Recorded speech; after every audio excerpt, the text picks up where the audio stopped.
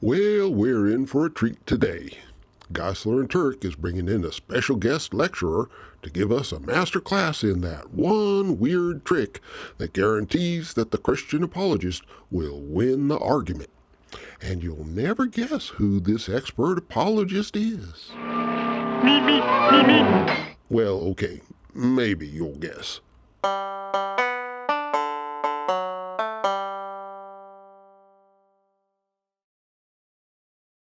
Hey there, folks. Bertram the Barely Bearable Atheist here, continuing our series on the book I Don't Have Enough Faith to Be an Atheist by Norm Geisler and Frank Turek. We've been listening to the two of them give us a very one-sided definition of truth that sounds like it was specifically engineered to support some kind of specific agenda, instead of, actually telling us the truth about truth, like they said they was gonna. And today they's going to shift gears a bit and give us a sample of what pre-Facebook clickbait looked like. Quote, "If someone said to you, 'I have one insight for you that absolutely will revolutionize your ability to quickly and clearly identify the false statements and false philosophies that permeate our culture,' would you be interested?" That's what we're about to do here. In fact, if we had to pick just one thinking ability as the most valuable we've learned in our many years of seminary and postgraduate education, it would be this: how to identify and refute self-defeating arguments. End quote. Finally, at long last, the secret to winning apologetics arguments. Just make sure you's only ever arguing against people whose arguments is self-defeating. And boom, the apologist can finally emerge victorious. I have to admit, there's times when I feel almost sorry for professional apologists. Here they are in a career that requires them to prove the existence of a deity who, if he were real, would render the entire field of apologetics unnecessary. And when you look at the arguments they come up with, well, it's no wonder they'd get excited whenever they get the chance to argue against something that's actually self-defeating. The problem is that God ain't actually real. So to make an argument sound like he does exist, you have to resort to some fallacies and dishonesty. And believers at some level is uncomfortably aware that this just ain't right. But they think that this particular case is somehow exceptional and that God in his wisdom will somehow make everything turn out all right anyway. Let me give you an example. Back when I was an evangelical Christian attending a conservative Christian college, I had a class in New Testament studies, I think it was. And I think I've told this story before, but basically there was a student who raised the issue of using Scripture to prove the reliability of Scripture. And the student was a believer, so she weren't trying to challenge the authority of the Bible or nothing. It just bothered her that this is obviously a circular reasoning fallacy. And I'll never forget the professor's sincere response. He agreed that it was indeed a logical fallacy. But, he said, that's okay, because we ain't relying on logic. We's relying on God's infallible revelation. So that makes the reasoning valid, even though technically it's a logical fallacy. And that's the kind of thing you have to do when you're a believer trying to make arguments for God's existence. The need to prove God takes precedence over all other considerations. But that don't mean the discrepancies don't bug you at some level. And that's why it's so satisfying to have an apologetics argument with someone whose arguments defeat themselves for you. You don't actually have to use any of your own arguments. You could just point out the self-contradiction in the other person's arguments. And that saves you the discomfort of having to use arguments that's fallacious and dishonest. So it ain't no wonder that Geisler and Turek treat the discovery of self-defeating arguments as if it were a revolutionary Nobel Prize-worthy achievement. And they's anxious to share this discovery with their readers. Quote, "We call this process of turning a self-defeating statement on itself the Roadrunner tactic because it reminds us of the cartoon characters Roadrunner and Wile E. Coyote. As soon as the coyote realizes he has no ground to stand on, he plummets to the valley floor and crashes in a heap." End quote. And I skipped out a detailed description of a typical Roadrunner cartoon because you's all probably familiar with it. And if you ain't, you can just Google for Warner Brothers Roadrunner cartoon and get your fair sampling. But anyways, you get the general idea. The apologist is supposed to be the roadrunner, too smart and too fast to get caught by the coyote, and the skeptic or atheist is supposed to be the coyote who thinks he's so smart, but in the end he outsmarts himself and ends up falling off a cliff or getting smashed by his own boulder or whatever. This is how apologists like to imagine their debates against non-Christians going. As we saw last time when Geisler basically reimagined a completely different debate from the one he was actually in. And, this kind of disconnect from reality is kind of useful to apologists, and that's why they're sharing it here. What's kind of ironic is that they go on to say, quote, "Well, that's exactly what the Roadrunner tactic can do to the relativists and postmodernists of our day. It helps them realize that their arguments cannot sustain their own weight. Consequently, they crash to the ground in a heap. This makes you look like a super genius." End quote. As fans of the original cartoon will recall, the quote-unquote super genius character was the coyote. They can't even describe their own Roadrunner tactic without accidentally casting themselves as the dumb one. It's almost like they's doing my job for me today. The big problem with the Roadrunner tactic is that it depends on finding somebody to argue with who's willing to make self-defeating arguments. College campuses may provide more opportunities than other settings, given that postmodernism is kind of college-level academic stuff.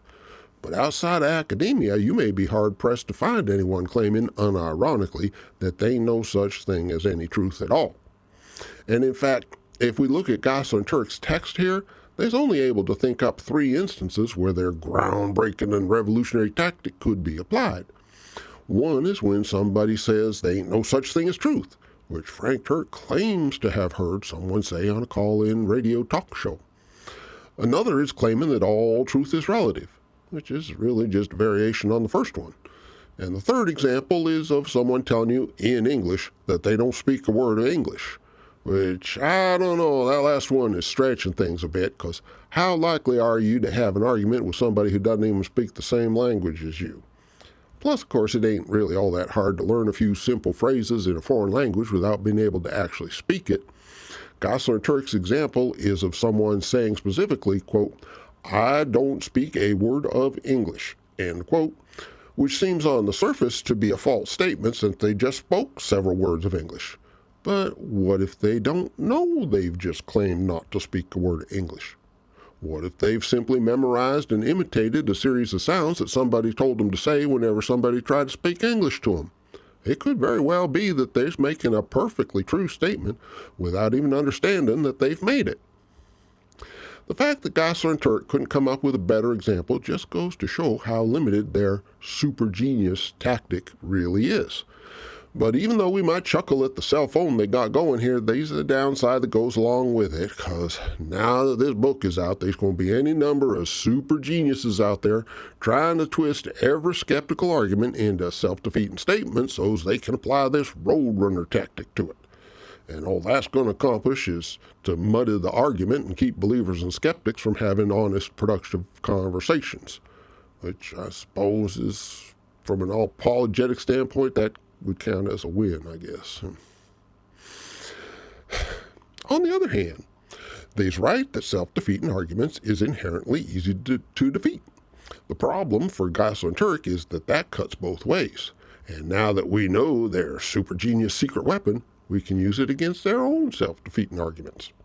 For example, the whole premise of this book is that believers have more reasonable, verifiable evidence for God's existence than atheists do for his non-existence.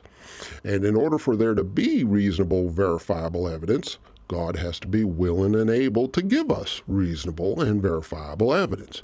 In other words, it can't be true that there's some compelling, overriding reason why God can't or shouldn't give us this kind of evidence. And according to the gospel, the whole point of such evidence would be because he loves us and wants to be together with us all forever. And that being the case, God ought to be showing up in real life, in person, so as we can all see and hear him and be convinced that he's real without needing to have faith. After all, not only is that the most obvious and immediate form we'd expect such evidence to take, it's what God himself wants badly enough to become incarnate and die for it. Plus, it would create a situation where it would indeed require more faith to be an atheist. The only trouble, of course, is you don't do that, which is why apologists have to think up some kind of new ad hoc reasons why God can't or shouldn't give us the kind of reasonable and verifiable evidence that would reliably convince us. But if there's some compelling and overriding reasons why God can't give us reliable and verifiable evidence, then every argument Geisler and Turek is going to make in this whole book is going to be false, because they arguing he can and does give us that kind of evidence. And if that were true, then there wouldn't be any reason why he can't show up, other than the fact that he's an imaginary deity, of course. So anyways, back to the text. And there go our boys Geisler and Turek back up on their old hobby horse about colleges and universities teaching that they ain't no such thing as truth or absolutes. It's the same old road apples they've been ranting and raving about since the introductory chapter, and they don't contribute in anything new here beyond wondering pointedly why anyone would waste their money on a college education. They pretend they's giving examples of how wonderful and devastating their roadrunner tactics is on college campuses, but since all the arguments they use as examples is just variations on no such thing as truth, they're just showing how limited their tactic really is. But now, in true evangelistic fashion, they try to drive their point home. Quote, ideas have consequences. Good ideas have good consequences, and bad ideas have bad consequences. Indeed, many students realize the implications of these bad postmodern ideas and behave accordingly. End quote. And this is true, although not quite in the way that Geisler and Turek think it is. Contrary to their low opinion of college students, most folks think about how to apply something like postmodern philosophy in the real world and catch on pretty quick that it just ain't going to work in any practical sense, which is why postmodernism never really caught on out in the real world. But that ain't what Geisler and Turek mean at all. Instead, they's reaching for the ancient boogeyman of conservative believers everywhere, the corrupted college student.